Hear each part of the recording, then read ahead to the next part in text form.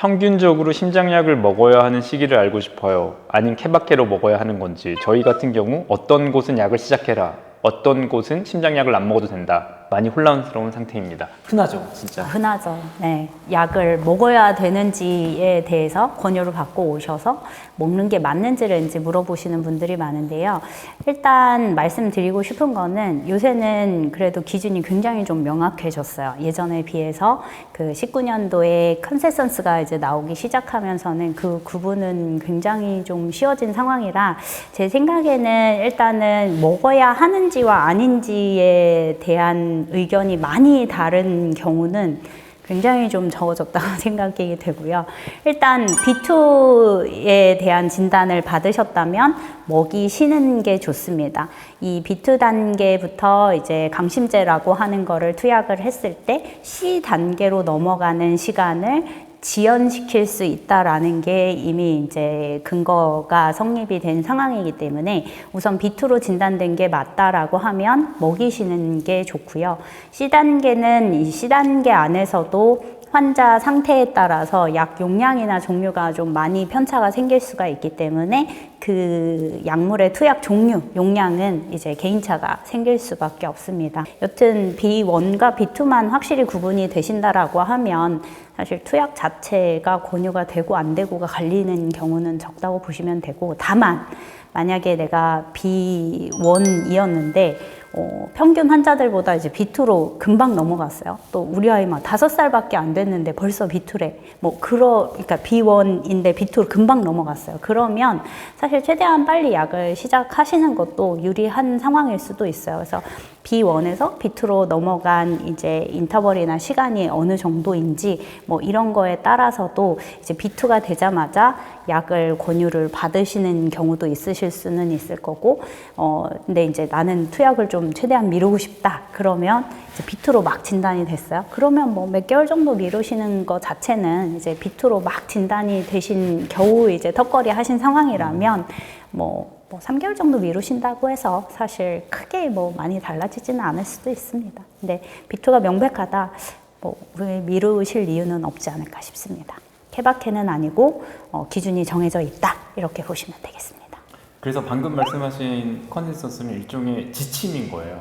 가이드라인. 그렇죠. 여기에 대해서는 어떤 심장 전공이 내과 선생님이 나는 그렇게 생각 안 해라고 할 수 없을 정도 레벨의 그렇죠. 컨센서스. 생각을 하는 부분이 있다 하더라도 조심해야죠. 네. 그렇게 듣고, 두 번째는 그러면 이제 보호자 입장에서 제가 저희 집 아이가 이렇게 되면 의심해요. 이 병원에서 B1이라고 했는데 진짜 B1이야? B2로 진행했다라고 하는데 이거 진짜 B2로 진행한 거야? 이거 어떻게 해야 돼요? 왜냐면 B1, B2를 혈액 검사를 해서 321이니까 B1이에요. 이러면 믿겠는데 초음파를 봐서 B1, B2? 일단은 아주 초창기에 나온 컨센서스에는 이 기준이 없었어요. 그러니까 이제 B2가 이런 수치가 나오면 B2다라는 게 없었지만 19년도에 이제 나온 그 컨센서스에는 B2는 이런 수치들을 만족해야 된다라는 기준이 있기 때문에 사실 초음파로 그런 수치들을 측정을 하고 거기에 다 포함이 된다라고 하면 사실은 B2로 좀 어느 정도는 되게 일관되게 진단이 내려지기는 하고요. 아주 간혹 예를 들면 자심실의 용적 같은 경우에는 품종이나 환자 크기에 따라서도 지나치게 좀 크게 확인이 되는 아이들도 있고 크게 이제 지나치게 작게 확인이 되는 환자들도 있어서 경우에 따라서는 이제 다른 기준들이 너무 명백히 B2라고 하면은 자심실 용적 관련한 기준은 살짝 모자른다 하더라도 개인적으로 이제 B2를 주는 경우도 있기는 합니다. 그러면 이제 보호자분들께 솔직히 얘기를 해요. 이거는 좀 다 만족하지는 않기 때문에 B1에 해당이 되긴 하는데 B2에 가깝다고 생각을 하시는 게 좋겠다, 이런 식으로. 그래서 그런 일부의 경우에는 좀 의견이 갈릴 수도 있는 부분인 것 같고요. 결국에는 그런 환자들은 결국 매우 급할 건 없어요. 다시 재검해 보시면 됩니다. 의심이 되시고 내가 당장 투약하기가 꺼려지신다라고 하면 보류하시면 되는 거고, 일단 B2로 확인이 되는데 나는 뭐든 다 빨리 하고 싶어요 라고 하시면 투약을 하시는 게 일단 이득이 더 많지 않을까 싶습니다. 이게 저희가 남수정 선생님을 삼고치료해서 말 그대로 삼고치료했잖아요. 저희가 선생님네 집에 찾아가서 집 근처로 찾아가서 몇 번을 만나고 남수정을 데려온 게 현창민 교수님 실험실에서 배우시고 호주에서 6개월간 단기 연수하시고 VIP 웨스턴에서 5년, VIP 5년, 뭐 다른 병원도 한 2년. 그러면 얼마나 이렇게 경험이 많으시겠어요. 그러니까 저희가 원했던 거는 대학원을 바로 나와서 막 하고 내가 공부를 하고 컨설팅을 내가 다 배우고 있고 근데 그러면 겪어보질 않았고 장기를 안 겪어봤단 말이에요. 심장병은 사실 무조건 저는 장기 관리라고 생각하는데 뭐 췌장염이 올 수도 있고 콩팥이 안 좋아질 수도 있고 디스크가 올 수도 있고 다양한 이런 걸 한 사이클 이상 다 겪어본 선생님이 저는 좋은 심장 선생님이라고 믿고 있어서 소정님을 초빙한 건데 그럼 지금 소정 선생님 보시기에는 제가 옛날에는 저희 병원에 이런 게 많았거든요. B1으로 진단받고 왔는데 B2 반대로 B2 진단받고 왔는데 B1 이거 너무 수두룩백백이었는데 요즘에는 예정받지 않다는 거죠. 2019년 이후에 그렇죠. 가이드라인 나온 이후에는 하지만 그 부분에서 아까 심장 용적 관련해서 좀 이슈가 되거나 이럴 수 있는 부분은 경험적과 그렇죠. 추가 검사를 네. 통해서 공식화하기는 저도 어렵고요. 다만 이제 개인적인 믿음으로는 이게 이제 19년도에 논문이 나오기 위해서 그 전에 수년간 사실 데이터들이 축적이 돼야 19년도에 나온 거니까 사실 이 흐름이 계속 바뀌고는 있는 부분들이 분명히 있어요. 그래서 몇 년 뒤에 이제 나오거나 할 때는 조금 달라지는 부분도 있지 않을까라는 뭐 개인적인 생각은 하고 있는데 어쨌든 B2라는 기준이 세워졌으니까 적어도 아주 객관적으로 내가 먹이기 싫고 좋음에 따라서 분명한 선택 기준은 선택하기는 쉬워지는 거는 사실인 것 같고요. 다만 사람도 어쨌든 그 의사마다 처방하는 약물 종류나 용량은 같은 질환에서도 조금씩 달라질 수밖에 없어요. 그러니까 내가 이제 관리를 하는 데 있어서 이 약을 썼을 때 가장 편하게 잘 지내면 믿고 또 따라가 주시는 것도 좋은 방법이라고 생각을 합니다. 너무 또 계속 자주 흐름이 끊겨서 여기저기 이제 약이 바뀌고 선생님이 바뀌고 이런 부분도 단점이 있기는 합니다. 10세 추정 토이푸들입니다. 점착성 심장팍막 비대증이라고 들었는데 이게 초기입니다. 지금은 진행 상황만 체크하고 약은 안 먹고 있어요. 나이도 있고 하다 보니 급하게 안 좋아질까 봐 걱정됩니다. 주의해야 할 것이 있을까요? 네, 일단 그 약을 안 먹고 있고 병은 있다라고 들으셨으면 아마 B1 단계이신 것 같은데요.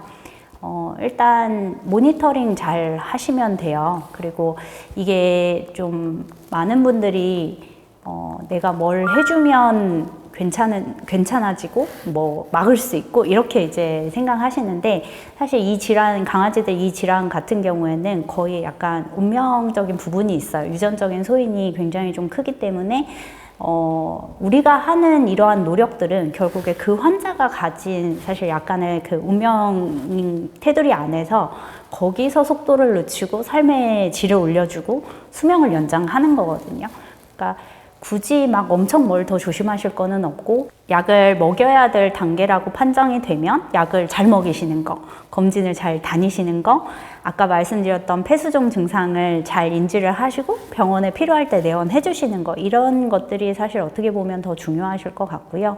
뭐 아주 극심한 운동이나 뭐 이런 것들만 좀 평상시에 유의해 주시면 될 것 같아요. 지금 B1이니까 앞으로 진행이 돼서 뭐 C단계가 되고 이런 것들은 더더욱더 C단계가 될지 안 될지도 사실 알 수 없는 거거든요. 이게 환자마다 진행 속도가 다르기 때문에 뭐 B1 단계라면 C단계까지 생애 기간 동안 안 넘어갈 수도 있어요. 그러니까 너무 미리 걱정하실 필요는 없다. 일단 B1이면 진행 속도를 먼저 보시는 게 우선이고 그리고 이게 만약에 B1, B2 뭐 이렇게 이제 진행이 돼서 할 일들이 많으세요. C단계 되면 병원을 더 자주 가야 되고 D단계 되면 거의 병원하고 굉장히 친해지셔야 되고 이러니까 이거 마라톤 같은 거거든요. B1 단계에서 너무 막 뭔가를 많이 하시려고 하시지는 않으셨으면 좋겠어요. B1 단계부터 이미 너무 에너지를 소모하시는 분들이 간혹 있어서 일단은 뭐 적어도 B2 이상에서 조금 더 신경을 써주셔도 충분하지 않을까 싶습니다. 대신 B1일 때 아직은 괜찮대라고 하고 이제 검진을 안 하시거나 이제 그런 것만 안 하시면 될 것 같아요. 네. 일단 B1이면은 1년도 얘기하시는 분들이 많아요. 그 컨센서스에서도 그렇고. 근데 이제 6개월에서 1년 이렇게 말씀드리고 싶습니다. 근데 이제 뭐 B1에서 B2 기준에는 부합하지는 않지만 일정 부분 좀 심장 변형이 의심이 된다거나 뭐 나이가 굉장히 좀 어리다거나 뭐 이런 부분이 있으면 불안하시면 뭐 3개월 뒤에 보셔도 상관은 없으세요. 네.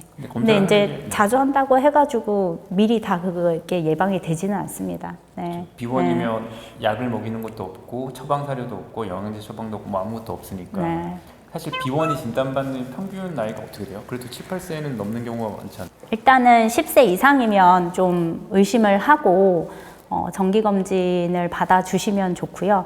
13살 정도가 되면 많은 아이들이 진행이 될 수 있다고는 봐요. 근데 최근에는 뭐 5, 6세, 7, 8세 이런 환자들도 굉장히 좀 늘기도 했고 이런 부분들이 달리 얘기하면 유전적인 소인도 분명히 이제 강하다는 얘기고요. 일부러 우리 아이가 10살이 됐으니까 심장 검진을 풀로 다 받아야지 꼭 이렇게 처음부터 또 생각하실 필요가 없는 게 이 B1 단계부터 해가지고는 청진으로 일단 심장의 이상 유무가 감지가 됩니다. 그러니까 내가 너무 일부러 뭐 10세니까 바로 이게 아니라 그냥 예방하러 가셨다가 청진 잊지 말고 부탁하시고 청진상에서 심잡음이라는 심장의 이상 소리가 들렸다.